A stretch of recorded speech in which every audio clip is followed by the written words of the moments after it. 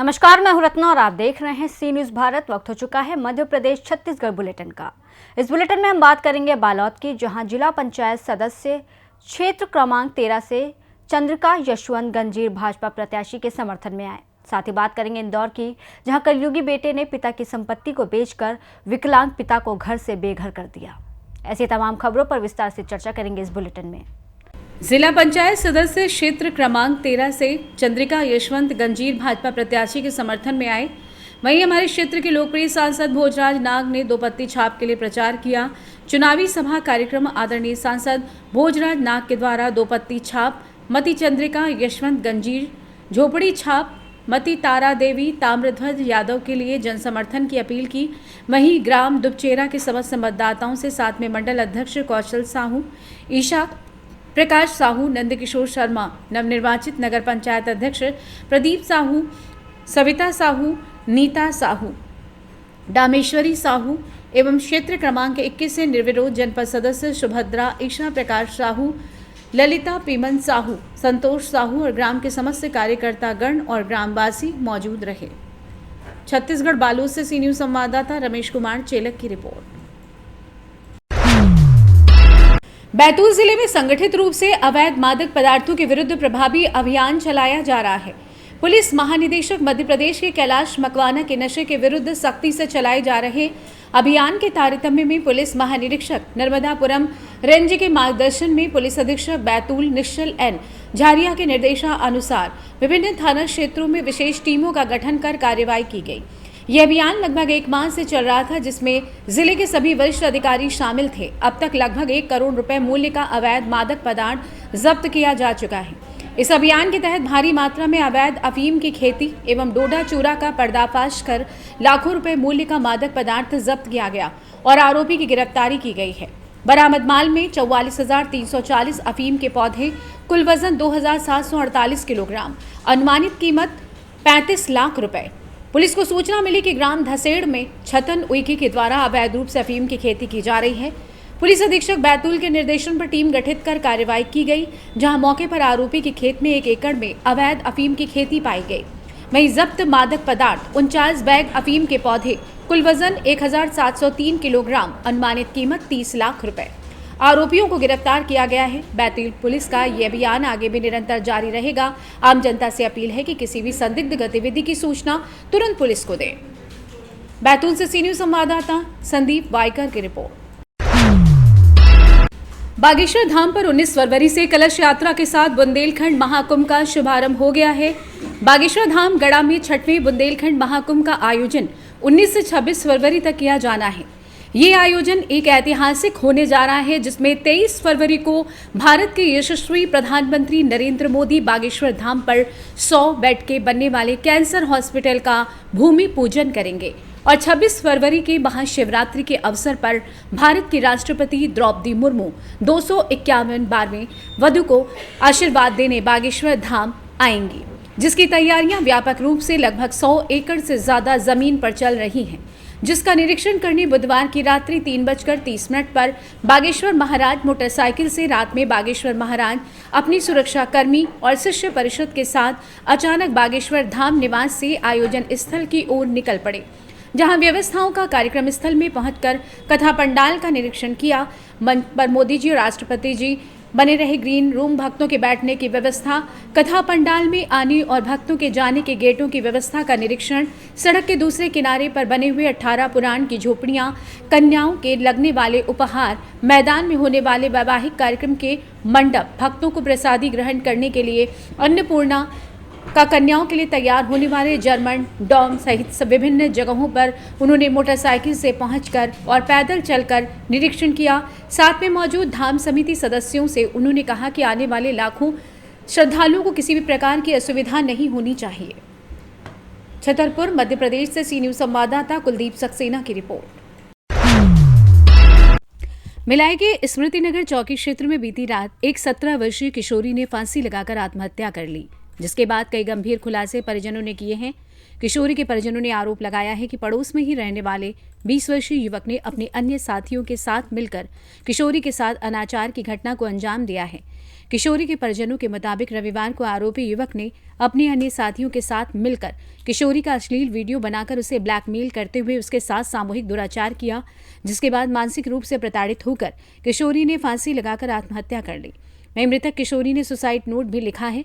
Smritinagar police ने mobile chat बातचीत की रिकॉर्डिंग को आधार बनाते हुए आरोपी आदि बार्ले के विरुद्ध आत्महत्या के लिए दुष्प्रेरण धारा 108, बीएनएस बलात्संग की धारा, बीएनएस एवं पॉक्सो एक्ट की धारा के तहत अपराध कायम कर आरोपी युवक की तलाश में जुट गई है।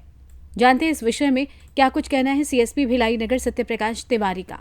गैंग रेप का मामला सामने आया है, क्या कुछ कार्रवाई है और किस तरीके से इस पे पॉक्सो एक्ट को लेकर क्या कोई कार्रवाई की है? देखिए, सुबेला थाना क्षेत्र में एक बच्ची की आत्महत्या का प्रकरण प्रकाश में आया है। वो बच्ची जो है बालिका माइनर है। उस प्रकरण में उसके द्वारा जो सुसाइड नोट छोड़ा गया है और उसके मोबाइल से जो भी कंटेंट्स सुसाइड से रिलेटेड हैं, उसमें किसी एक लड़के के साथ प्रेम प्रसंग से रिलेटेड जो भी कंटेंट उससे मिले हैं, उस आधार पर उस प्रकरण में मर्ग जांच पर जो भी धारा है, अबेटमेंट टू सुसाइड और अन्य जो धाराएं हैं पॉक्सो एक्ट वगैरह के तहत, उसमें प्रथम दृष्टया अपराध पंजीबद्ध किया जा रहा है और पंजीबद्ध करके उस प्रकरण में अग्रिम कार्रवाई की जा रही है। आरोपी जो युवक है वो कितने वर्ष का है और क्या वो अभी पुलिस के चक्कर में? आरोपी जो है वो अभी सपरिवार वो लोग डर के मारे वहां से ताला लगा करके भाग गए हैं। उसकी पतासाजी की जा रही है और हम शीघ्र ही उसकी गिरफ्तारी करेंगे। दुर्ग से सी न्यूज संवाददाता धर्मेंद्र की रिपोर्ट। मामला राव थाना क्षेत्र का है, जहां कमल नगर राव के रहने वाले विकलांग पिता को घर से बेघर कर दिया। पहले तो बड़े बेटे ने बैला फुसलाकर पिता की संपत्ति बिकवा दी, उसके बाद पिता को ही घर से बेघर कर दिया। पिता के 2 बेटे और 2 बेटी थी, लेकिन दूसरे बच्चे को जानकारी तक नहीं दी। पिता से मिलकर किसी पुलिस अधिकारी को जमीन बेच दी।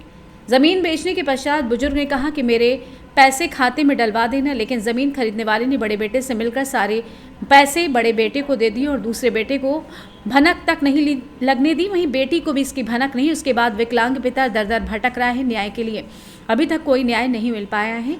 विकलांग पिता का एक पैर तक नहीं है और हाथ में पैरालाइज है। वहीं बता दें कि पिता ना ही चल सकते हैं ना ही उठ सकते हैं। ऐसे में आप इस कलयुगी बेटे को क्या कहेंगे? आपके साथ में क्या मामला है? मेरी ज़मीन जो बेची, मेरी ज़मीन साहब 1 करोड़ 2 लाख में और 5 लाख जो मैंने निजी पैसे दिए हैं, कुल मिला के 1 करोड़ 7 लाख की जो पूंजी है वो इसके पास में, लाखन बेटे के पास में थी। वो सब हड़प ली और उसमें से वो पैसे में से मकान लिया और मेरे लिए मैंने गाड़ी ली एक। सो दोनों चीज़ें, मकान भी उसके नाम से करवा लिया उसने और गाड़ी भी उसके नाम से करवा ली। और इसके बाद में गाड़ी मेरे पास थी। उसके बाद में ये रात में आके ना गाड़ी मेरे घर से उठा गया और उसी मकान में मेरे 1-2 महीने उसके पास में रहा और मेरे को मेरे मकान से रात में निकाल लिया और सारी प्रॉपर्टी जो पूंजी है 47 लाख के बाद में सारी पैसे इसके पास ही पड़े हैं और पैसे दे नहीं रहा है। इसलिए मेरा निवेदन है। जमीन कितने में बेची थी आपने? जमीन बेची 1 करोड़ 7 लाख कुल मिला के। तो पेमेंट 1 करोड़ 7 लाख आपने बताया है, तो वो किसके पास है? वो लाखन के पास में है सभी पैसे। उसमें से मकान खरीदा है 47 लाख का और 8 लाख की गाड़ी खरीदी है। और बाकी का पेमेंट जो बचा है? बाकी का पेमेंट उसके पास में ही है, न किसी को दिया है। और पैसे मेरे खाते में डालने की बात थी। जमीन जो क्रेता व्यक्ति है वीरेंद्र शर्मा ने बोला था कि बोले, मैंने कहा साहब जमीन आप में पैसे आप मेरे को देखो नगद, तो मैं विकलांग आदमी क्या करूँगा? तो बोले बाबूजी हम आपके पैसे जो है आपके खाते में डलवाएंगे। जबकि मेरा खाता इंदौर नहीं था, मैं जहांगीरपुर का रहने वाला हूँ। मेरा जहांगीरपुर खाता था सेंट्रल बैंक में। तो क्या बोले वहाँ नहीं चलेगा, बोले आपको खाता यहाँ खुलवाना पड़ेगा। मैंने यहाँ अलग से खाता खुलवाया स्टेट बैंक में और मैं विश्वास पे रह गया कि भैया पैसे मेरे पार्टी जो है मेरे बैंक खाते में डाल देगी, मेरे को देना है दे दूँगा। जो मेरे को बेटे बेटी को देना है, मेरे हिसाब से जितने जिसको देना है मैं दे दूंगा। इंदौर से सी न्यूज संवाददाता संतोष मालवीय की रिपोर्ट। भेरुंदा कृषि उपज मंडी छोटी होने के कारण किसानों को हो रही परेशानी को देखते हुए प्रदेश सरकार ने नई कृषि उपज मंडी निर्माण के लिए ग्राम राल की पारदीपुरा में 29 एकड़ जमीन का अतिक्रमण हटाकर एक आधुनिक हाईटेक मंडी के निर्माण के लिए मंजूरी दे दी है, जिसका टेंडर भी हो चुका है। परंतु 3 महीने का समय गुजर जाने के बाद भी नई कृषि उपज मंडी का निर्माण कार्य शुरू नहीं किया गया है, जिसके चलते किसान स्वराज संगठन ने मंडी के निर्माण को लेकर कई सवाल खड़े किए हैं। किसानों का कहना है कि अधिकारियों की अनदेखी के चलते कृषि उपज मंडी के निर्माण में देरी हो रही है। अगर प्रशासन ने जल्द ही मंडी निर्माण का कार्य शुरू नहीं किया तो किसान स्वराज संगठन जल्द ही भेरुंदा में बड़ा आंदोलन करने को मजबूर होगा। वहीं जब मीडिया ने मंडी सचिव विलियम जॉर्ज से बात की तो उनका कहना है कि पुराने लेआउट में कुछ चेंज करवाया गया है, जल्द ही नया लेआउट मिल जाएगा और हमारे द्वारा शीघ्र ही मंडी निर्माण का कार्य शुरू कर दिया जाएगा। जानते हैं इस विषय में अध्यक्ष किसान स्वराज संगठन गजेंद्र जाट एवं मंडी सचिव भेरुंदा विलियम जॉर्ज ने क्या कुछ कहा। राला नवीन कृषि उपज मंडी के लिए हमारे द्वारा एक बहुत बड़ा आंदोलन किया गया था और उसके बाद पुनः आंदोलन करने की तैयारी की गई थी। तब जाकर प्रशासन ने वो जो मंडी को जो जमीन शासन के द्वारा दी गई है उस पर शासन ने कब्जा किया, अतिक्रमणकारियों को हटाया और उस दिन जो काम हुआ, जो उस ग्राउंड की साफ़ सफाई हुई और खंभे गाड़े, उसके बाद से अभी तक नवीन मंडी में कोई भी काम प्रशासन के द्वारा नहीं कराया गया है। स्थिति जस की तस है।